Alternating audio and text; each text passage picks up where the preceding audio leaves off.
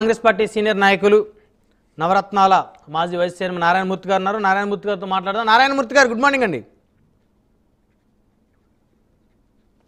Morning. So సాంప్రదాయమైన vote bank పూర్తిగా ప్రతిపక్షాల వైపు, అంటే వైఎస్ఆర్ కాంగ్రెస్ పార్టీ ఆపోజిట్ పార్టీల వైపు వెళ్తుందని అనుకోవచ్చా? ఏ వర్గాలైతే బలంగా నిలబడ్డాయో, ఏ వర్గాలైతే ఖచ్చితంగా సాంప్రదాయమైన vote bank, YSR Congress party అంటే దళితులు, మైనార్టీలు, అదేవిధంగా కాపులు, రెడ్లు. సో ఈ ఓట్ బ్యాంక్ ఏదైతే ఉందో, ఈ ఓట్ బ్యాంకు ప్రధానంగా మరి వైకాపా నుంచి దూరం అవడానికి కారణం ఏంటి? షర్మిల గారు పదే పదే బీజేపీ తోటి వైఎస్ఆర్ కాంగ్రెస్ పార్టీ అంటకాగుతుందని చెప్పేసి వ్యాఖ్యలు చేయటం వల్ల ఇక పూర్తిగా మైనారిటీ వర్గాలు ఏవైతే ఉన్నాయో వైకాపాకి దూరం అవుతాయి అనుకోవచ్చా? నమస్కారం నాయుడు గారు. మీరు ఏ విధంగా చూసినా కూడా ఇన్ని లెక్కలు చెప్పారు అక్షసత్యం గారు.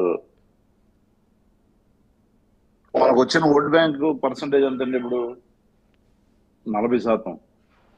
అవునా? 40% ఓట్ బ్యాంక్ వస్తే ఆయన వాళ్ళు లేరు, వీళ్ళు లేరు, దానికి దూరం అయ్యారు, దీనికి దూరం అయ్యారు, రాజశేఖర రెడ్డి గారితో వాళ్ళు దూరం అయ్యారు, రెడ్లు దూరం అయ్యారు, మైనార్టీలు దూరం అయ్యారు, ఎస్సీలు దూరం అయ్యారు. మరి 40% ఎక్కడి నుంచి చేశారు?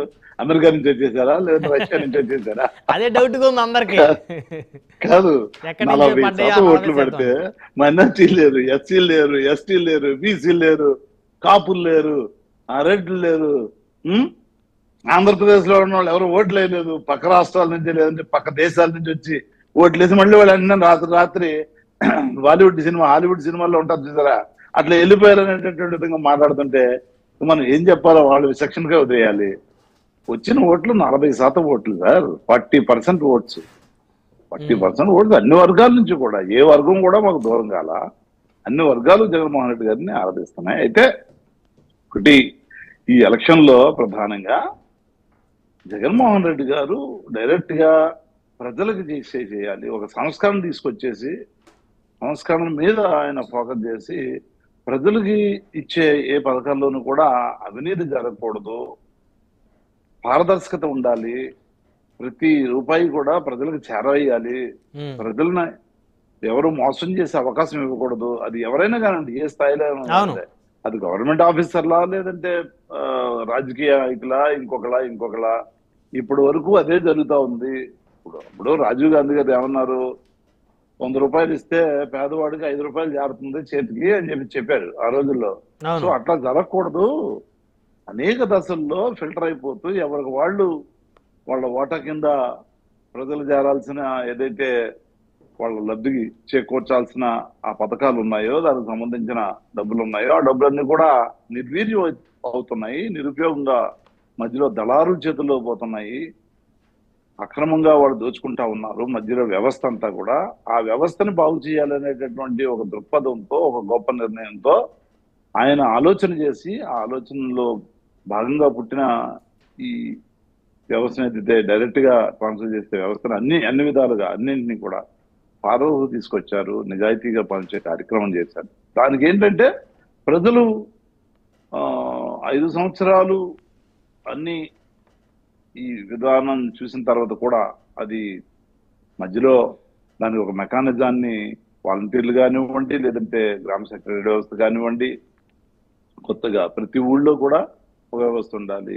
ఎక్కడో 4 పంచాయతీలు, 4 ఊళ్ళు, 5 ఊళ్ళు, 6 ఊళ్ళు, 7 ఊళ్ళు ఇట్లా చూస్తే వాటికి ఒక ఆఫీస్ ఉండి రీచ్ అయ్యే అవకాశాన్ని కొంచెం తక్కువగా ఉండడం, లేదంటే అక్కడ సిబ్బంది లేకపోవడమా, లేదంటే వాళ్ళు చేర్చేటటువంటి కార్యక్రమంలో జాప్యం జరగడమా, ఈ విధంగా జరగకుండా ఒక కొత్త వ్యవస్థను తీసుకొచ్చారు. అద్భుతంగా పనిచేసింది. ఆ వ్యవస్థని ప్రపంచ దేశాల్లో అందరూ కూడా బ్రహ్మాండంగా ఉందని చేసుకొని జరిగింది. మంచి జరిగింది. ఇలాంటి వ్యవస్థ ఉండాలని చెప్పేసి ఆ రోజుల్లో ఏదైతే కరోనా వచ్చిందో మనకి, ఆ కరోనా వచ్చిన సమయంలో నిజంగా ఆ వ్యవస్థ యొక్క ఇంపార్టెన్స్ ప్రపంచం అంతా చూసింది. అంటే ఆ రోజు అందరూ పనిచేశారు సార్, అన్ని పార్టీల కార్యకర్తలు కూడా వారికి అందరూ. నేను అదే అంటున్నా, సమీకృతంగా అన్ని వ్యవస్థల్ని ఎగదారి మీద తీసుకురావడానికి వాళ్ళు వీళ్ళు లేదు కదా, పార్టీ లేకుండానే కదా జగన్మోహన్ రెడ్డి గారు చేసింది. పార్టీలకు అతీతంగా ఈ డెలివరెన్స్ సిస్టమ్ కూడా developed in such a way, every citizen of Andhra Pradesh should get up fruits of the whatever the schemes చెప్పని ఆయన చేశారు. చేసిన తర్వాత బ్రహ్మాండంగా జరిగింది. ఓకే, ఇక ఎలక్షన్ అనేది వచ్చేటప్పటికి మళ్ళీ ఎలక్షన్ లో అనేక రకాల మార్పులు, అనేక రకాల సమీకరణాలు, ఈ పొలిటికల్ ట్రాన్స్ఫర్ దెబ్బ కొట్టాయా సార్? డెఫినెట్ గా ఇప్పుడు అన్ని ఒక కారణం కాదు కదా దీనికి. కర్నూలు చావుకి 1000 కారణాలు అన్నట్టు వైకాపా ఓటమికి అనేక కారణాలు. అట్లా అన్నగాని నేనేమంటానంటే ఈ యుద్ధంలో ఒక మంచి యుద్ధం జరిగింది, మంచి పోరాటం జరిగింది, మంచి ఎలక్షన్ జరిగింది. జరిగిన దాంట్లో ఏమైందంటే కులాలు ప్రస్తావన లేకుండా ఆంధ్రప్రదేశ్ లో డెఫినెట్ గా మనం ఏదేమైనప్పటికీ మనం దాన్ని యాక్సెప్ట్ చేయాలి. కులాల ప్రాధాన్యత కూడా ఉంటుంది ఆంధ్రప్రదేశ్ ఎలక్షన్స్ లో. మిగతా రాష్ట్రాల్లో కొన్ని చోట్ల ఉండకపోవచ్చు, కొన్ని చోట్ల ఉండొచ్చు. ప్రతి చోట ఇప్పుడు భారతదేశం యొక్క ఈ సమాజంలో ఏంటంటే ప్రతి చోట ఈ కులాల ప్రస్తావన ఉంటుంది కాబట్టి దాంట్లో ఆంధ్రప్రదేశ్ లో మరి ఎక్కువగా ఉండడం వల్ల దాంట్లో ఇక పార్టీలు ఏకమవ్వడం. జగన్మోహన్ రెడ్డి అత్యంత బలమైన నాయకుడు, ఈ దేశంలోనే ఒక గొప్ప నాయకుడు, అత్యంత బలమైన నాయకుడు. ఆ నాయకుడిని ఎలా ఎదుర్కోవాలి అనేటటువంటి వీళ్ళ సమీకరణాలు అనండి, కుట్రలు అనండి, లేదంటే కుట్రలే ఉంది సార్. ఓటు మంచి ఎలక్షన్ జరిగింది అన్నారు కదా, ఇంకా కుట్రలే ఉంటాయి. అంటే కుట్ర అంటే దేన్ని చూసి మీరు కలుస్తున్నారు? ప్రజలకు మేలు చేయడం కోసమా, లేదంటే మీకు మేలు చేయడం కోసమా, లేదంటే నీకు కూడా అవసరం లేదు ఆ పక్కడికి మేలు చేయడం కోసమా? అంటే జగన్మోహన్ రెడ్డి అనే ఒక వ్యక్తిని మీరు రాకుండా చేయాలి, ఆయన ఉంటే ప్రజలందరికీ మేలు చేస్తా ఉన్నాడు, అన్ని వర్గాలకి మేలు చేస్తున్నాడు, పార్టీలకు అతీతంగా చేస్తా ఉన్నాడు. సో మనం అట్లా కాకుండా మనం దోచుకోవడానికి అవకాశం ఉండదు, సో మనం ప్రయోజనం పొందడానికి అవకాశం ఉండదు అని మనం కలిసి పోరాడి ముందు ఆయన్ని అధికారం లేకుండా చేస్తే మన పబ్బం గడుపుకోవచ్చు. ఈ విధంగా అనేక రకాలుగా ఇప్పుడు మొదలైంది. ఆల్రెడీ మొదలైన తర్వాత ప్రజలకు అర్థమైపోయింది. ఒక నెల రోజులు కూడా కాలేదు, ప్రజలకు అర్థమవుతుంది. వ్యతిరేకత వచ్చిందా ప్రభుత్వం మీద? మీకు నాకంటే మీకు సీనియర్ జర్నలిస్ట్ మీకే ఎక్కువ తెలుసు. మీరు ఈ గుంటూరులో కానీ గోదావరి జిల్లాలోనూ కృష్ణాలో తిరుగుతూ ఉంటారు, మీకు మంచి పరిచయాలు ఉన్నాయి. తప్పనిసరిగా మీకు కూడా తెలుసు అది. కాకపోతే మీరు ఎంత చెప్తారనేదే క్వశ్చన్. కానీ ఇక్కడ మీడియా 1వ తారీఖు జీతాలు ఇచ్చేసారు అందరికి నారాయణమూర్తి గారు. ఇంకా వ్యతిరేకత ఎక్కడ ఉంటుంది? ఇప్పుడు ఒక సంవత్సరం టైం ఇవ్వాలి. సో అయినప్పటికీ కూడా 1వ తారీఖు జీతాలు ఇచ్చేసింది గవర్నమెంట్. సో మళ్ళీ 1వ తారీఖు రాబోతా ఉంది. ఇప్పుడు కూడా చాలా మంది జీతాలు రా. ఇట్లా ఈ అబద్ధాలు మనం చెప్పుకుంటూ పోకూడదు. వండి వాచ్ చేసి వడ్డించేస్తే ఏదో తినేసిన వాళ్ళందరూ తినేసానని చెప్పేసి మాయమాటలు చెప్పేసి పోవడం కాదు. ఇప్పుడు కూడా కొన్ని ఆర్గనైజేషన్ లో జీతాలు రాలేదు, మీరు చెక్ చేసుకోండి. అది నేను చెప్పడం కాదు, చెక్ చేసుకోండి. మీకు మంచి యాక్సెస్ ఉంది, మీకు గవర్నమెంట్ లో అన్ని డిపార్ట్మెంట్ లో కూడా మీరు చూసుకోండి. ఇట్లాంటి అబద్ధాలు వండి వారిస్తే అది మంచిది కాదు.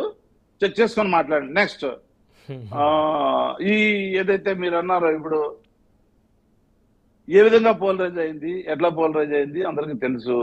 జనాలు వ్యతిరేకత ఎలా ఉందనేది ఆ చెత్త పని అని చెప్పేసి ఒకనాడు చెత్త నాయకుడు మాట్లాడాడు. పేరు ముఖ్యమంత్రి గారి మీదే మాట్లాడాడు చెత్త నాయకుడు. ఒక చెత్త నాయకుడు చెత్త మీద పనిచేశాడు, చెత్త ముఖ్యమంత్రి అని చెప్పేసి. ఇవాళ ఏం జరుగుతుందో ఒకసారి చెప్పాలి ఆ చెత్త నాయకుడు. నేను పేరు చెప్పను, ఎందుకంటే గౌరవప్రదమైన పొజిషన్ లో ఉన్నాడు కాబట్టి నేను ఉచ్చరించిన ఆ పదాన్ని. చెత్త మీద పన్నేసాడు, చెత్త ముఖ్యమంత్రి కాదా అని చెప్పేసి ఒక చెత్త నాయకుడు ఆ రోజు మాట్లాడాడు. అంటే ఇప్పుడు చెత్త మీద ఆ రోజు చెత్త మీద వేసిన పన్నుని మీరు ఒప్పుకుంటున్నారా నారాయణమూర్తి గారు? చెత్త మీద ఎప్పుడు సార్ దేశంలో సెంట్రల్ గవర్నమెంట్ చేస్తుంది, స్టేట్ గవర్నమెంట్ చేస్తుంది సార్. అన్ని రాష్ట్రాల్లో జరుగుతాయి ఇవి, ప్రతి నగరంలో జరుగుతుంది. ఇవాళ పవన్ కళ్యాణ్ ఉన్నాడు, పవన్ కళ్యాణ్ గారు డిప్యూటీ సీఎం గా ఉన్నారు. ఆయన పిడాపనుల్లో వేయట్లేదా?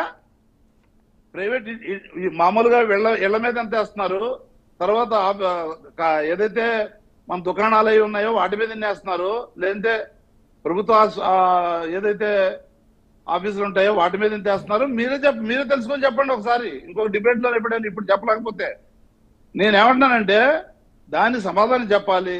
ఇట్లా ఆరోపణలన్నీ చేసుకుంటూ ప్రజల్ని మభ్యపెట్టి ఇప్పుడు అమ్మఒడి మనం ఒకరికి ఇస్తున్నామని 5 సంవత్సరాలు ఒకరికే ఇచ్చామని తెలుసు. అది అవును. మన మేనిఫెస్టోలో ఒకటే పెట్టాము. ఇవాళ తల్లికి దీవెన అని చెప్పేసి పెట్టారు. తల్లికి వందనం దీవెన పెట్టి వందనం అనుకుందాం పెట్టి ఏమన్నాడు, నీకు 15 నీకు 15 నీకు 15 ఇదిగో ఈ పిల్ల వచ్చింది, ఈ పిల్లకి కూడా 15. అక్కడ వెనకతలు ఇంకో పిల్ల ఉంది, ఆ పిల్లకి కూడా 15. నీకు 18 నీకు 18 నీకు 18 నీకు కూడా 18 నీకు నెలకి 1500 వచ్చేస్తాము, నీకు 1500 నీకు 1500 అని చెప్పేసి అనేక రకాలుగా డ్రామాలు చేసి నాటకాలు వీధి నాటకాలు వేసి పట్టించారు. డ్రామాలు చేసేది కొందరు, నాటకాలు చేసేది కొందరు. ఇవన్నీ ఎందుకంటే ప్రజలకు తెలుసు కాబట్టి ఇప్పుడు అర్థమవుతా ఉంది. ఓరి నాయన పంపు కొల్లేరు అయిపోయింది. నెల రోజులకి ఏదన్నా అంటే అంటే ఒక ఫస్ట్ నెల ఇచ్చారు కదా తల్లికి వందనం. సార్ మీ పార్టీ అధికారంలోకి వచ్చినప్పుడు ఫస్ట్ మంత్ లోనే అన్ని మీరు చెప్పిన పథకాలు అన్ని ఇంప్లిమెంట్ చేశారా? ఒక నెలలోనే మొత్తం అమ్మఒడి కూడా ఒకటో నెలలో ఇచ్చేసారా? మొదటి నుంచి మనం ఇవ్వాల్సినవి కూడా పెండింగ్ పెట్టారు సార్. ఈ ఎలక్షన్ కమిషన్ ద్వారా ఫండ్స్ దాంట్లో ఉన్నా కూడా పేదవాడు కొంత ఇబ్బంది పడాలి, ఎట్టి పరిస్థితుల్లో పేదవాడికి ప్రతి నెల టైమ్లీ వీళ్ళు డెలివరీ సిస్టమ్ క్రియేట్ చేశారు.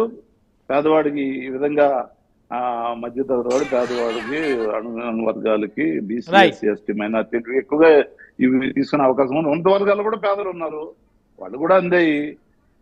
సో ఇలా జరిగినప్పుడు దీన్ని ఎలా మనం డిస్టర్బ్ చేయాలి, డిస్ట్రాయ్ చేయాలి. అప్పుడే వాళ్ళకి బాధ కలిగి వాళ్ళకి 4-5 పథకాలు ఆపేసి ఎలక్షన్ కమిషన్ అడ్డు పెట్టుకొని లెటర్ రాసి వాళ్ళని ఇబ్బంది పెట్టి పైచాచిక ఆనందం పొందారు. ఈ లోపల పేదవాళ్ళలో వీళ్ళు ఏం చేశారంటే మనం ఇవ్వకుండా వైఎస్ఆర్ కాంగ్రెస్ పార్టీ ఇవ్వకుండా ఆపింది అనేటటువంటి ఒకటి తీసుకురావడం, ఇవన్నీ అనేక రకాల డ్రామాలు నాటకాలు చాలా జరిగాయి కదా, మనం చూడలేదా? కొన్ని ఓట్లయితే మాత్రమే, అది కూడా ముగ్గురు కలిస్తేనే. ఇప్పటికీ కూడా ఒకటే చెప్తున్నా, 175కి పోటీ చేసే సత్తా గాని, ధైర్యం గాని, ఆలోచన గాని పార్టీలకు లేదు అనేది తెల్లమైంది. నేను 10 పోటీ చేసి నేను 2 నెగ్గాను, లేదు 9 నెగ్గాను, లేదు 10కి 10 నెగ్గాను అని చెప్పే ధైర్యం ఉన్న వాళ్ళు 1 పోటీ చేసి నెగ్గి నేను నెగ్గాను ఒకటిగా సింగిల్ గా నెగ్గాను, నా ధైర్యం నాది పౌరుషం అని చెప్పేసి ఏదైనా చెప్పుంటే. నారాయణమూర్తి గారు ఎంతమంది వస్తేనేమి నెగ్గారా లేదా? ఇప్పుడు జగన్మోహన్ రెడ్డి గారు సింహం సింగిల్ గా వచ్చిద్దన్నారు, సింగిల్ గా వచ్చి సింహం ఓడిపోయిందని మీరు ఒప్పుకుంటారా లేదా? డ్రామాలు చేసి మభ్యపెట్టి అబద్ధాలు చెప్పి మోసం చేసి నెగ్గారా లేదా, లేదా నిజాయితీగా ఓడేమో లేదా అనేది డెఫినెట్ గా గెలిపోవటంలో మరి నంబర్ గేమ్ కాబట్టి తప్పనిసరిగా ఎలక్షన్ లో పార్టీ మెజార్టీ వస్తే ఆ పార్టీని గౌరవిద్దాం, ప్రజాస్వామ్యాన్ని గౌరవిద్దాం. చివరికి అన్ని ప్రజాస్వామ్యాన్ని